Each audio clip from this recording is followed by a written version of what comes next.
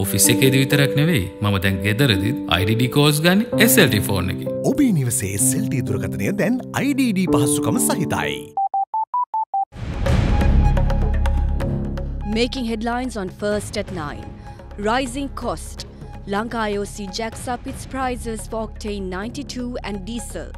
There is a particular point where you can't sustain your business in loss. The Ceylon Petroleum Corporation, however, does not intend to follow suit. CPC has not taken a decision to increase the price. Money talks. Civil organizations sound fear of money swing allegiances at local bodies. The people who is really on the ball is going to capitalize one way or the other. Pros and cons. Benefits and drawbacks of the Judicature Amendment Bill explode. Regional issues. Former President Mahinda Rajapaksa speaks on balancing two superpowers. School battles. St. Joseph's College and Richmond College win their one-day encounters.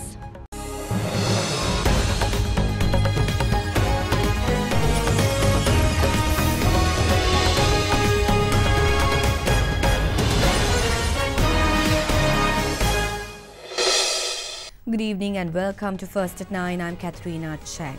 Now on to our top story tonight. The Lanka Indian Oil Company has increased fuel prices with effect from midnight yesterday, citing heavy losses incurred by the entity. The move comes at the heels of the Sri Lanka's governing party losing grounds in the recently concluded local authorities election. With its fuel price revision, Lanka IOC increased the price of a litre of octane 92 by 9 rupees, with a litre of diesel going up by 5 rupees. It leaves octane 92 at 126 rupees and while a litre of diesel jumping to 100 rupees. Despite Lanka IOC's fuel price hike, state-owned fuel distributor Ceylon Petroleum Corporation insists that it will not increase the fuel prices.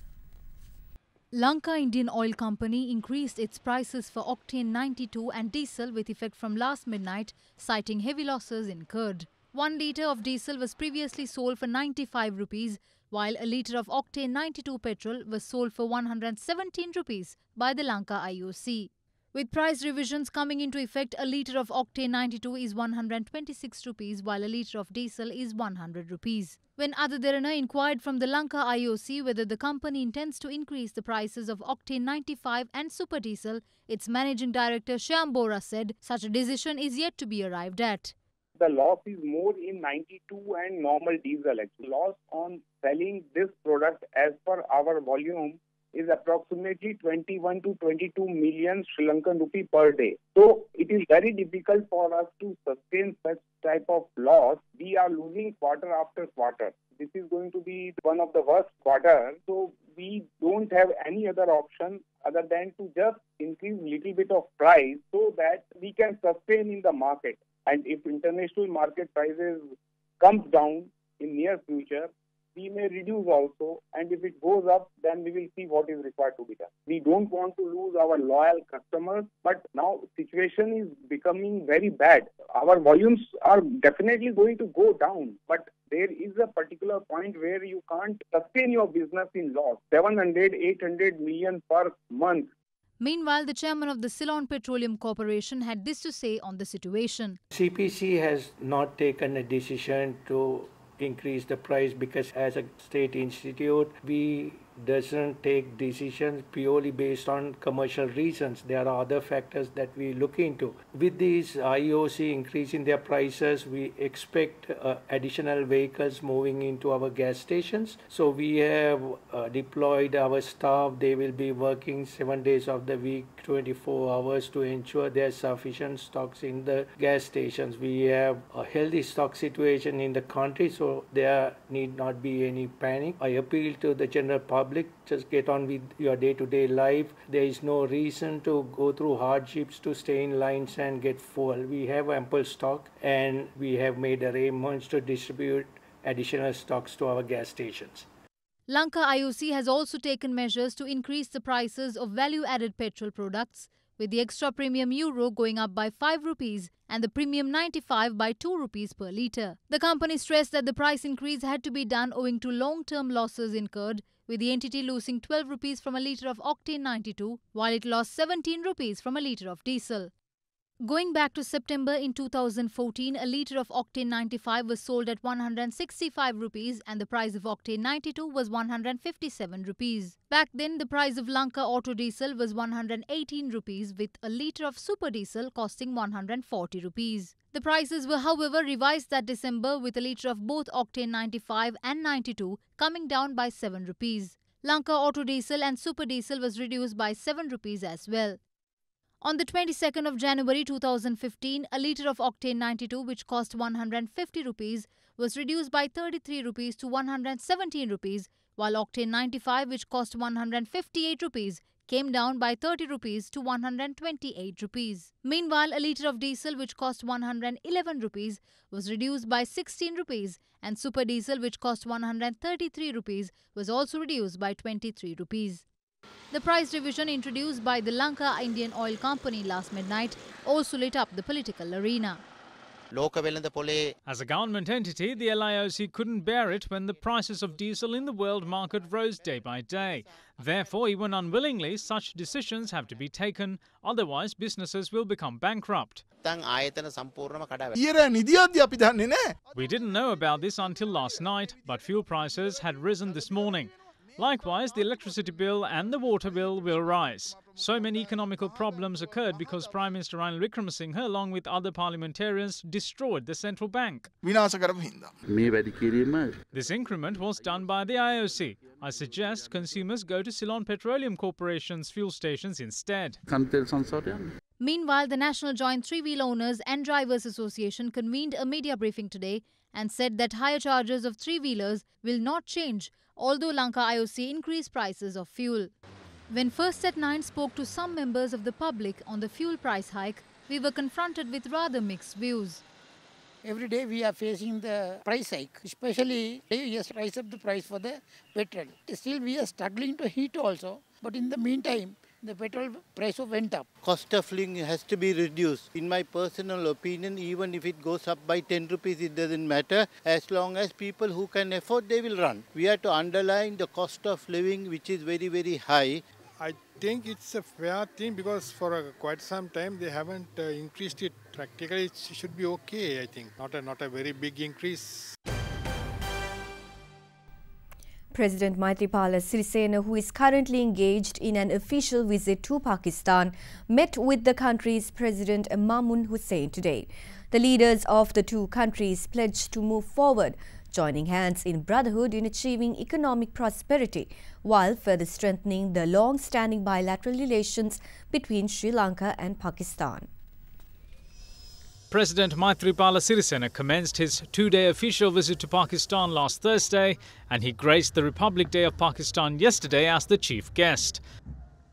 The meeting between President Maithripala Sirisena and Pakistani President Mamnoon Hussain took place this morning at his official residence in Islamabad. The two heads of state discussed in detail the need of stand against world terrorism, and President Sirisena appreciated the assistance given to Sri Lanka by Pakistan in the fight against terrorism during the civil clashes in Sri Lanka. President Sirisena also commended the support given to Sri Lanka by Pakistan at the United Nations Human Rights Sessions. Pakistan's President Hussain requested President Sirisena to consider Pakistan as a brotherhood nation, as it is always willing to extend support to Sri Lanka, and further requested to provide support of Sri Lanka to hold the next STARC summit in Pakistan.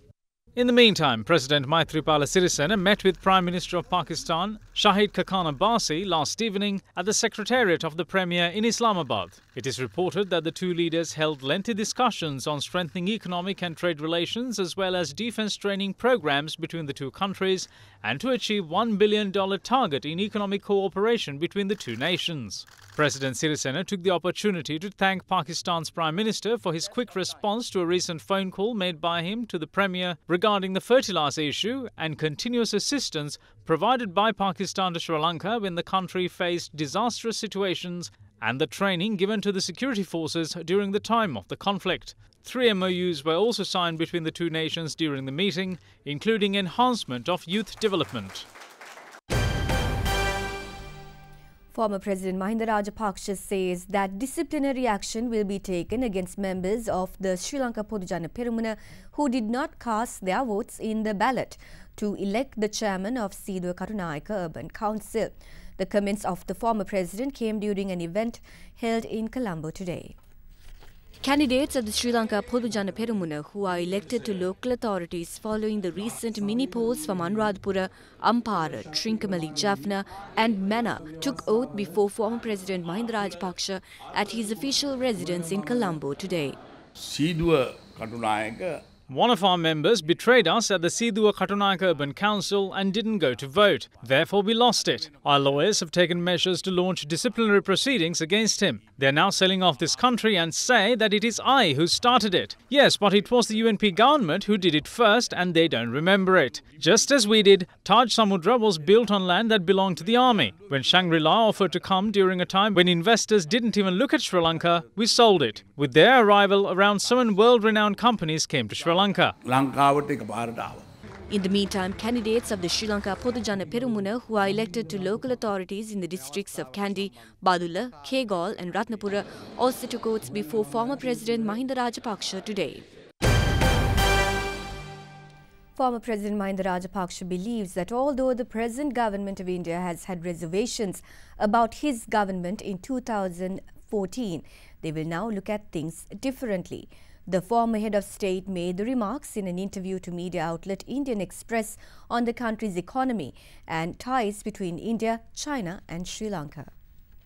In an interview with Indian Express published on its website today, former President Mahinda Rajapaksa said that Sri Lanka has always had close relations with India, China and Pakistan and is hopeful that their friendship will continue in the future. Since Sri Lanka and China entered into a 99-year lease to undertake commercial activities of Hambantota port in July last year, relations between the three countries has come under much scrutiny. Media reports have highlighted India showing concern about growing Chinese influence on Sri Lanka. The former president was asked on his views on India as elections are to take place next year and his thoughts on Indian Prime Minister Narendra Modi. In response, he stated that as Prime Minister Modi was elected to power in 2014, he did not have enough time to get to know him. However, it is their aim to have cordial relations with both Congress as well as BJP-led governments. The Indian Express questioned the former president on his reaction on Sri Lanka's increasing ties with China and the country's growing investments in the Indian Ocean region. The former president stated that there was no question of betraying India and added that the relationship with China during his tenure was purely economic. He also added that even though the present government of India had reservations about his government in 2014, he believed they will look at things differently now. Chairman of the Sri Lanka Podujana Peramuna, Professor G.L. Piris, however, said that the Judicature Amendment Bill is rather an attempt to imprison the political opponents who can't be defeated at elections. He said this in a backdrop where the Supreme Court announced that it will inform its decision to the Speaker of Parliament, having concluded examining the petitions filed against the Judicature Amendment Bill on the 22nd of March.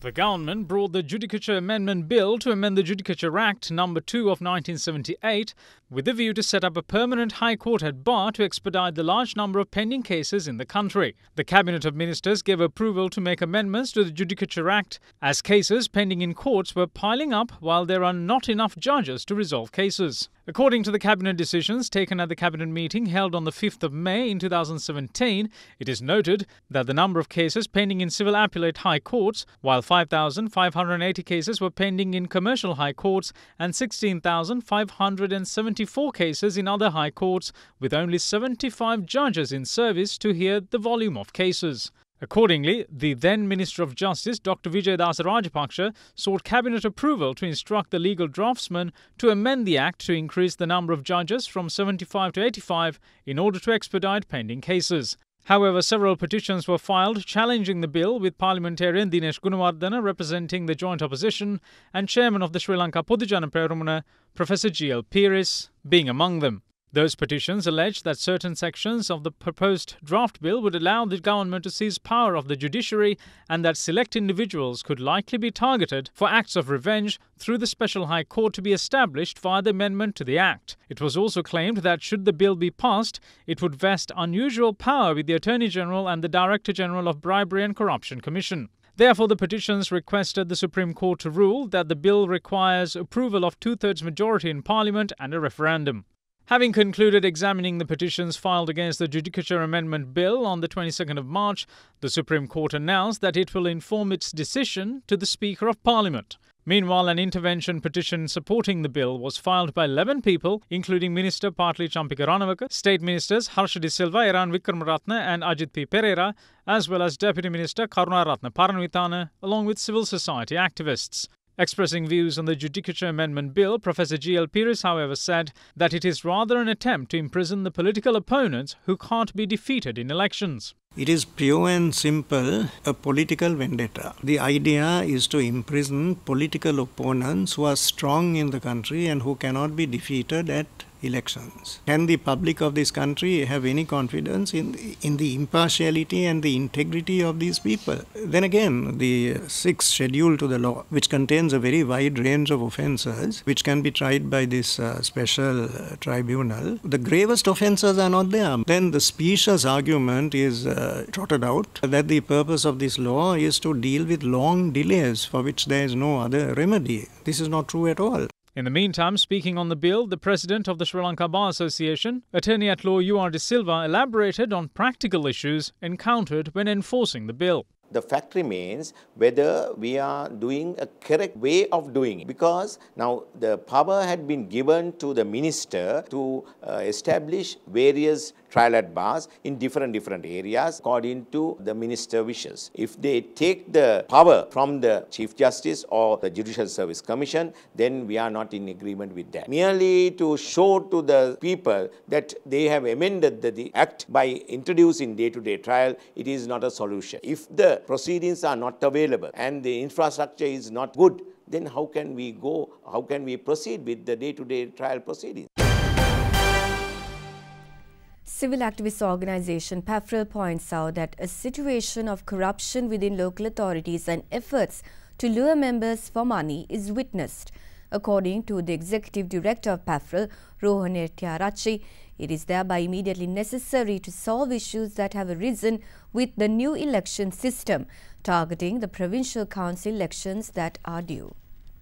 Unfortunately, we have realized that some of the occasions to establish the local authorities, the members of the council, they are valuing around 1 million to 10 million during the establishment. Unfortunate situation, and this is one of the failure of this new electoral system. The local councillors and their establishment came almost 5 weeks after the election, and this gave ample time to some interested parties to manipulate the election results. And in the other hand, this is now affecting to the chairmanships and the deputy chairmanships at the local councils levels, as we are experiencing, as there's a very big political uncertainty has seen in the national level politics, and this has led to further confusion and further aggressiveness on the local councils. We have seen the local councils levels, the people who is really on the ball is going to capitalize one way or the other using dirty tricks. Maybe money and some favorizations were given. In the meantime, United National Party organizer for Negombo, Royce Fernando, alleges that the UNP was instrumental in defeating the vote to elect the mayor for the Negombo Municipal Council due to the influence of money. Following yesterday's vote to elect the mayor of Negombo, Dayan Lanza of Sri Lanka Podujana Peramuna received the votes of 25 members, while UNP's Royce Fernando obtained 9 votes, despite having a UNP majority. The United National Party won the Negombo Municipal Council at the February 10th local authorities election with 19 seats, SLPP 16 seats and SLFP 6 seats. Now Negombo Mayor Dayan Lanza is the brother of UPFA Gampaha District MP Nimal Lanza. Out of the 6 Sri Lanka Freedom Party members, 5 had been seized to their side with the influence of money. We are not afraid to say that. We have recordings where Nimal Lanza says he'll give money to the members of the UNP and we can provide them any time. This appointment is illegal. I state without fear that I am the true mayor of the council. I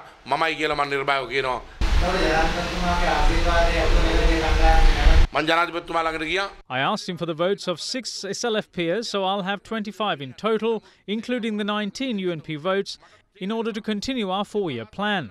But that did not happen. I feel that the power of the local authorities are deliberately left to be deteriorated. I don't know why these leaders act like this. They should respond to these issues.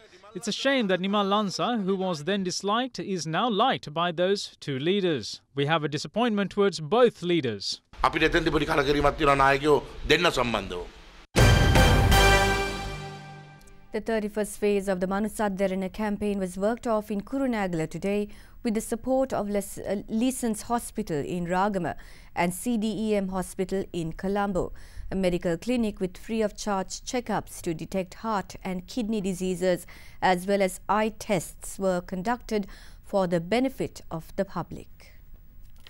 The 31st phase of the Derana campaign, Humanity Before All, was conducted at the Malagane Bodhirukkarama temple in the area of Hettipola in Kurunegala today. Under the campaign, a free-of-charge medical clinic was conducted for members of the public, inclusive of tests for heart and kidney diseases as well as eye tests. Almost 1,000 people took the opportunity to use the services made available. Patients discovered to have kidney diseases were given on-site treatment. Sri Lanka Eye Donation Society conducted eye tests and provided spectacles for the public. This project was jointly supported by Leeson's Hospital in Ragama and the CDEM Hospital in Colombo. පින්කමක් විදිහට තමයි සලකන්න තියෙන්නේ. සායන පිළිබඳව හිතන්නේ මේ දෙරණෙන් කරන මනුසත් ක්‍රියාවක් වශයෙන් අපි දකින්නේ. ඒක මේ ඔබතුමාලාගේ ක්‍රියාව අපිට මේ ලොකු හයියක්. Minister of Education Akla Viraj Karewasam has given instructions to provide relief to teachers close to retirement under the teacher transfer program of national schools. The Ministry of Education said teachers aged 58 and 59 will get the opportunity to retire at the same school they are currently serving at. Let's now take a look at some other stories making news across Sri Lanka. The body of the youth who went missing while bathing in the seas of Paralia in Hikkaduwa yesterday washed ashore this morning. Two youth had initially drowned, with the body of one of them being recovered yesterday. A passenger has passed away in a bus plying from Colombo to Badulla. The passenger had already died when he was taken to hospital by the driver of the bus. A three-wheeler had veered off-road and plunged down a 60-foot precipice in the area of Passara in Badulla. The two passengers are currently in hospital with injuries while the driver has absconded. Meanwhile, a lorry also veered off-road along the Murayaya road in Randanigala during the early hours this morning. The lorry toppled into a cemetery, leaving two persons in Mahiyangane Base Hospital. You are watching Sri Lanka's premier news channel, Derana 24/7.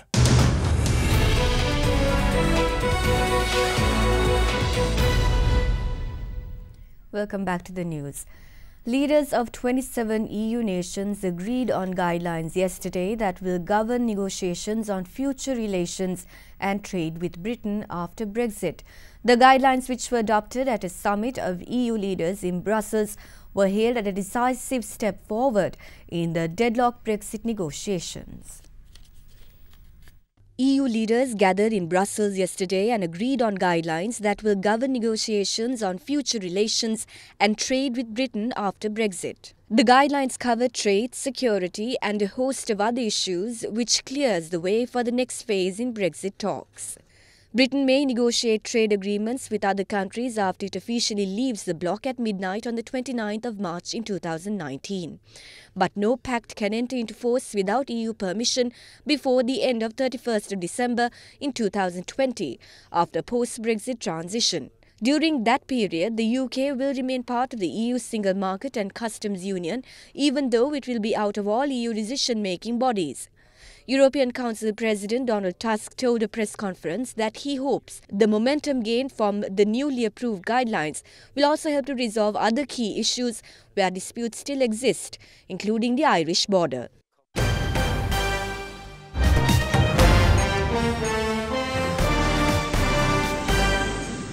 A French police officer who swapped himself for a hostage in yesterday's supermarket siege has died. French President Emmanuel Macron said Lieutenant Colonel Arnaud Beltrame fell as a hero and showed exceptional courage. The gendarme helped bring an end to a gunman shooting spree that killed 3 in southern France. French officials hailed the bravery of police officer Lieutenant Colonel Arnaud Beltrame, who was severely wounded after swapping himself for a hostage held by a gunman during a deadly siege of a supermarket in southern France yesterday. Prosecutor François Molly said the gunman had opened fire on the gendarme, critically wounding him. Molly added that the sound of that shooting prompted commando units to storm the building when they killed the gunman. In a tweet, the Interior Minister of France said the police officer died of his wounds. The gunman had killed 1 person while stealing a car in the medieval city of Carcassonne before seizing the supermarket in the nearby town of Trebeil, where he killed 2 others. While inside the supermarket, the gendarme left his mobile phone on a table with an open line so that police outside could monitor the situation. The 25-year-old radical Islamist gunman was shot dead as police brought the siege to an end. You are watching Sri Lanka's #1 news channel, Other Derana 24/7.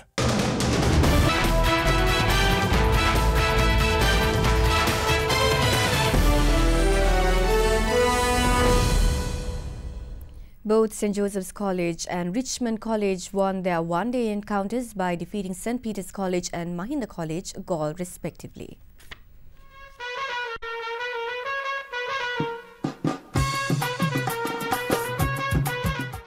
Richmond College was able to defeat Mahinda College Galle in the 42nd Lovers Quarrel ODI cricket encounter by 6 wickets at the Galle International Stadium today. Batting first, Mahinda College was bowled out for 189 runs in 49 overs. Richmond got to their target of 190 runs in 39 overs, losing just 4 wickets. Meanwhile, St. Joseph's College Maradana beat St. Peter's College Bambalapitiya in the 44th Battle of the Saints by 87 runs. St. Joseph's College, who batted first at the SSC grounds in Colombo, scored 259 in 49.2 overs. St. Peter's College, chasing 260, was only able to score 172 runs at the end of 38.4 overs.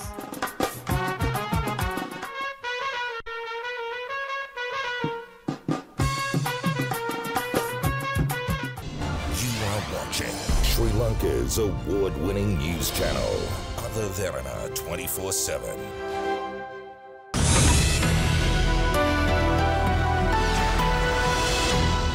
A very good evening and welcome to Forecast First. Your temperatures for tomorrow will range between 18 and 31 degrees Celsius, with the lowest yet again expected in the Central Hills. We're looking at the map. A low pressure zone will form from the east of the island and will gradually prevail throughout the country. The very north of the country, including Jaffna and Mannar, will experience continuous sunshine. But in the areas of Putlam, Anuradhapura, Kandy, Colombo, Galle and Matara, as well as Hambantota, will experience showers and thunder showers. That's all we have from the Weather Centre tonight. Up next is your city-by-city forecast.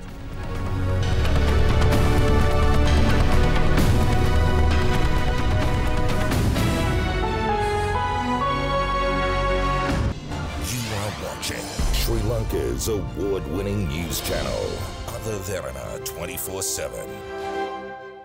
And that's it from all of us at Other Derana First at 9. But before we go, we'd like to take you to Ladakh, meaning land of high passes, which is a region in the Indian state of Jammu and Kashmir that currently extends from the Kunlun mountain range to the main Great Himalayas to the south.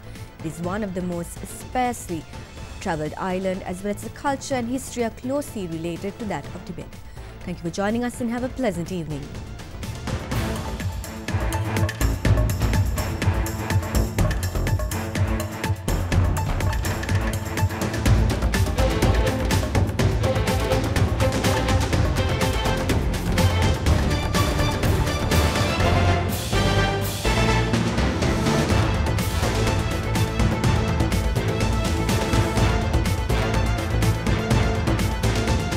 Bringing you the news and information 24 hours a day.